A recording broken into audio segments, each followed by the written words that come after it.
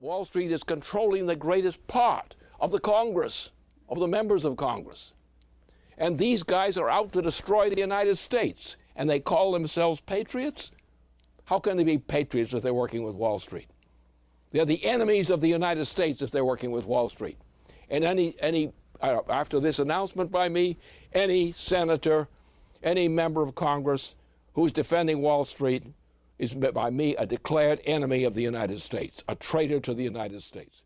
Because the intention is... Midway through the final week of the LaRouchePAC Policy Committee's offensive into the largely Wall Street-run halls of our U.S. Congress, a shift occurred, prompted by an assessment from Mr. LaRouche that for all the discussion on Capitol Hill and throughout the country on the restoration of Glass-Steagall, without a stated declaration of war against Wall Street, the present campaign to restore FDR's Glass-Steagall is futile. This nation is at war, and it is a question now of waging judgment against those who have committed crimes against this nation and crimes against humanity. It is the institutions of Wall Street. It is the institutions of the City of London. It is the British monarchy and that relic of the British Empire that has destroyed this country over decades and has committed to not only the destruction of our manufacturing and food base, but of our population itself. It is now a time of reckoning. Either we, the American people, hold our members of Congress accountable and hold judgment against those institutions for crimes against humanity, take them out of their banks on Wall Street in London, frog march them into prison, put their banks into holiday, put them into audit, and bankrupt those institutions for the frauds they've committed over the decades and even centuries against our country and the world. If we do that, this nation can survive. It is a question of authority, it's a question of morality, and it's a question of passion. But this nation is at war, and it's a war we must win. It was with this explicit declaration of war against Wall Street and the City of London, along with a video published Thursday morning detailing how these so-called untouchables could be brought down and stripped of any government guarantee through a strict Glass-Steagall bankruptcy, that finally provoked many members of Congress to reveal just how committed they currently are to a full restoration of FDR's Glass-Steagall. After the midweek shift, Congress members began telling us, "Oh, I don't want to shut down Wall Street. I just want to make the financial system safer." Or, "Well, I'm on the bill, but I didn't think that meant bankrupting Wall Street." Another response from a member who sits on the Financial Services Committee said, "Yes, I know that is your intention, and that is why we're not going to let you guys restore Glass-Steagall." And then there are the congressmen who tell us that they are overwhelmed or annoyed by our persistence that they, the Congress, have to act now to intervene on the predatory crimes of Wall Street. To which Bill Roberts replied to an agitated congressman, "Why don't you explain that to the people of Detroit?" So while worsening economic conditions spread throughout the country and the debate in Congress is escalating on what to do about the collapsing American economy, most of the members of Congress still believe that they can negotiate with the enemy, that there will be peace in our time. Their gutlessness and the gutlessness of their constituents, who think they will never let Detroit happen to the whole country, is now the greatest weakness standing between us and victory. If you look at the United States today, and still 25% of global GDP, it's in pretty good shape. Okay, corporate America, middle market America, small business, consumers, housing is turned. The table is really well set. Remember what Wall Street promised us about the move into the financial services industry and away from a Glass-Steagall protected manufacturing and agro-industrial economy. QE3 is one of the greatest kind of monetary experiments of all time. They'll be writing books about this for 1,000 years. I hope the books say the invention of QE3 is one of the great things that ever happened. Representative Markey had a hearing. Representative Oxley, a Republican from Ohio, asked the question then about bailout, the only remedy we now have. How realistic is the threat of a taxpayer bailout? And you, Dr. Greenspan, said negligible. Those are your words. short of a virtually inconceivable situation one can't envision where taxpayer funds would show. Mr. Frank said there's no risk. Mr. Frank said that we ought to roll the dice.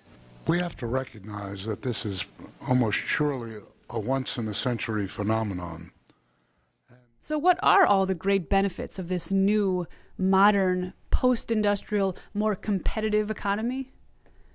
While the largest U.S. banks raked in $40.3 billion in the first quarter of 2013, the greatest profits on record, what happened to the rest of the economy?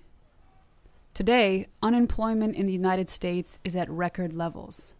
An unprecedented number of young adults are living with their parents for lack of adequate work.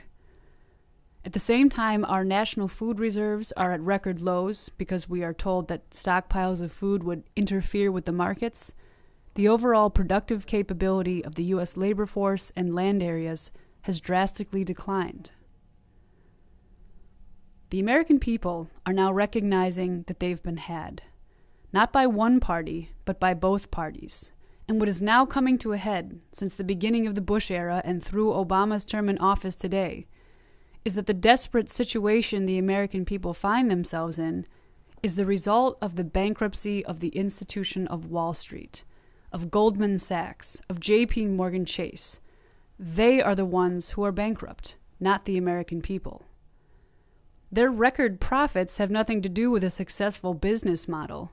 They're the result of outright theft, raking in exorbitant fees from rigging the free market and manipulating their customers, and by pushing their trillion-dollar losses onto the books of sovereign governments.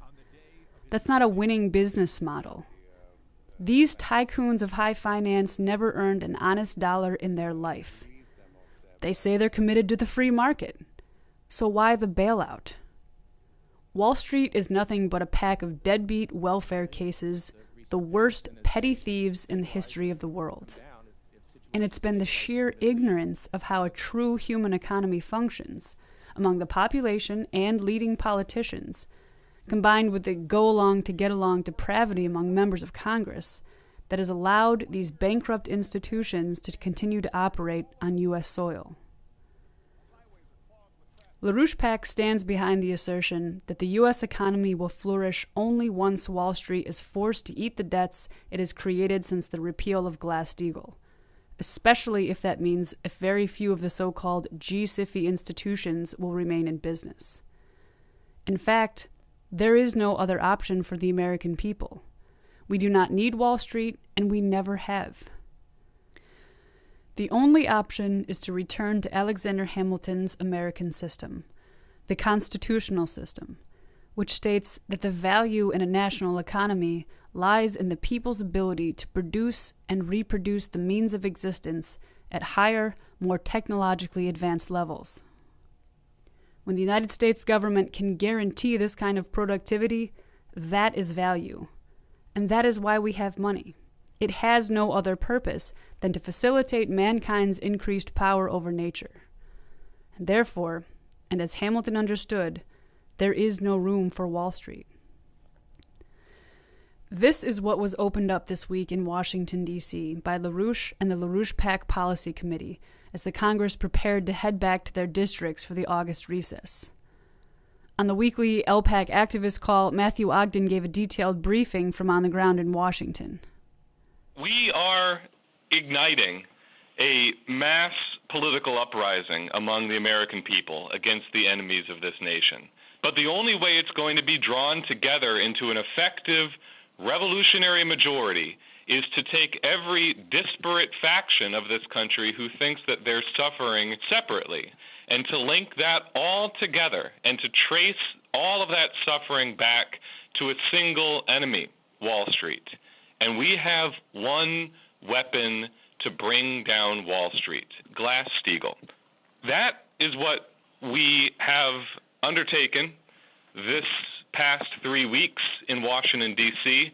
Last week, we know that Marcy Kaptur delivered a very effective speech on the floor of the U.S. Congress, and others have gotten into the fight in a more courageous way than they have before. So this is the element of inspiration.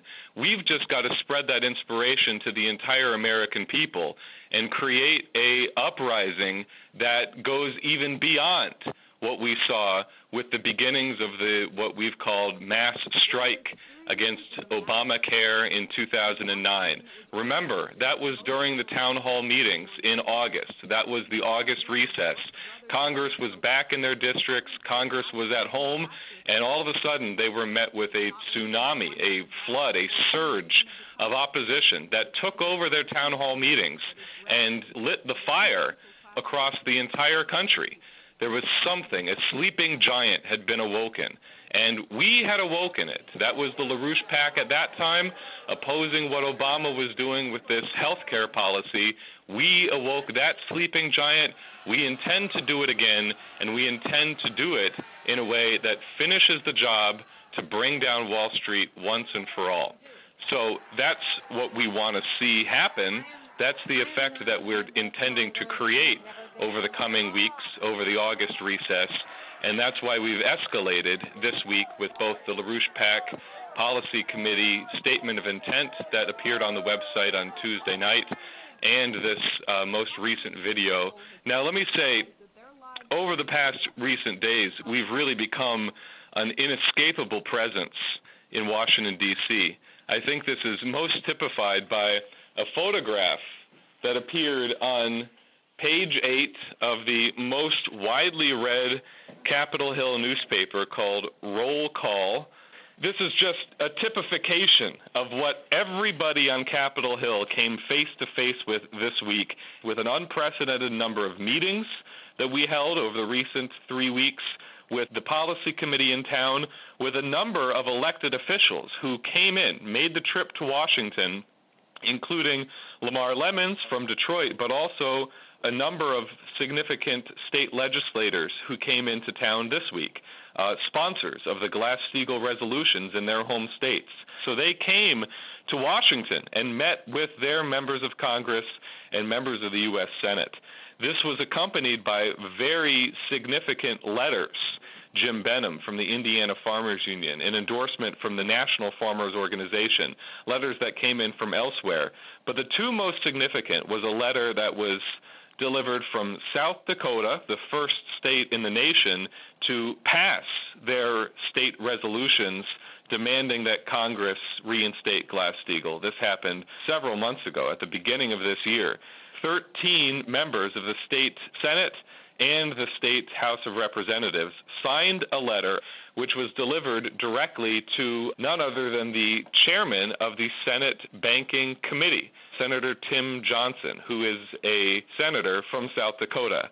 And they said, we, the undersigned, by virtue of the overwhelming passage of SCR 6 in the last South Dakota legislative session, call upon you, Senator Johnson, as chairman of the Senate Banking Committee, to hold immediate emergency hearings on the reinstatement of the Glass-Steagall Act.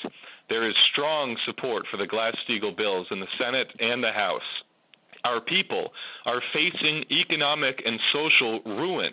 The collapse of Detroit, which used to be the U.S. arsenal of democracy, is the handwriting on the wall for economic ruin across our once strong United States. You follow in the footsteps of the great South Dakotan, Peter Norbeck, who was the senator back in 1933, who appointed Ferdinand Pecora to head up the Pecora Commission in the U.S. Senate. You must act as he did in the present crisis that threatens to be more terrible than the Great Depression of his time. This generated a direct response from Tim Johnson. There was a news article that was published in the South Dakota Argus Leader, which is the biggest statewide newspaper in South Dakota.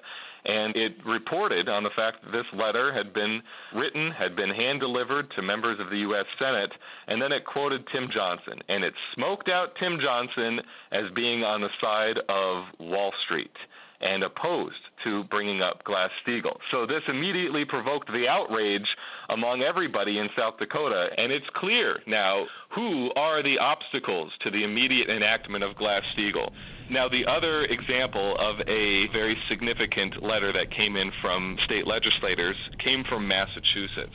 This came directly out of the work up in Massachusetts, going all the way from the petition that got over 1,500 signatures to the city council resolution that was introduced, and then the fact that this was brought directly into the state legislature as a citizen's petition. This inspired Senator Michael Moore and 14 others who wrote a personal letter to the 4 remaining members of the U.S. Congress in Massachusetts who are not yet signers on the Glass-Steagall bill. It demanded that they immediately add their names to this Glass-Steagall bill, and not only that, but push for the immediate votes, because this is an urgent question of life or death for the people of the United States. Let me just finish saying that, yes, we do intend to follow through on using Detroit as Wall Street's Waterloo.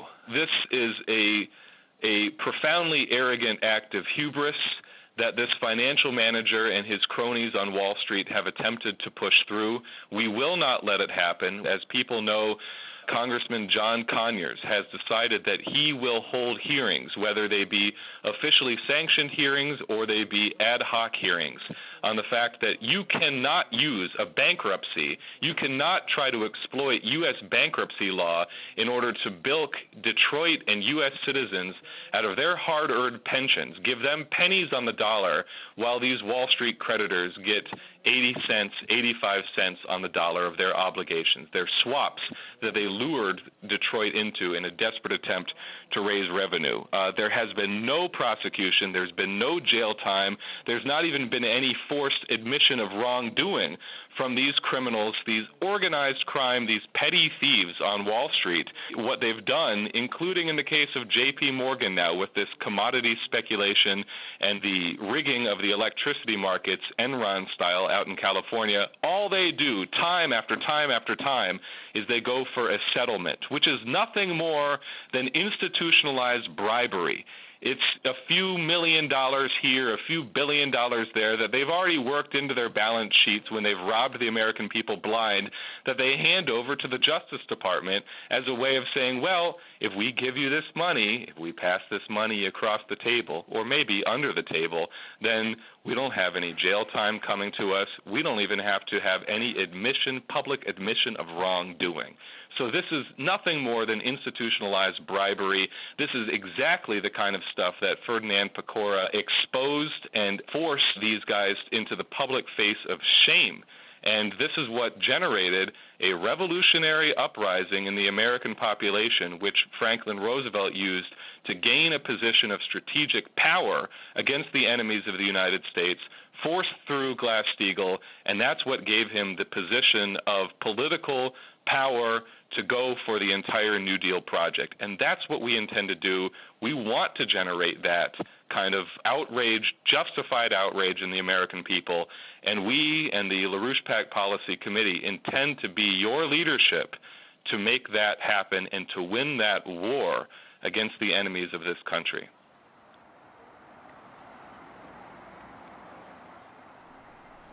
It is now the beginning of August. If the American people become united and can take what are increasingly desperate conditions throughout the country and leverage them as indictments against an equally desperate and bankrupt financial elite, and demand from their representatives that Glass-Steagall be restored immediately, we can gain the upper hand. What was begun by the LaRouchePAC Policy Committee here in D.C. must be spread throughout the country and overwhelm the Congress to get them to act. Your priority for the month of August is to force your congressman into becoming the firewall between a collapsing monetary system and the American people by reinstating Glass-Steagall, and to do that at the cheap price of a few very large bankrupt banks. Write or call into LaRouchePAC with updates on your activity, and stay tuned for further marching orders on how to launch a real economic recovery here in the United States.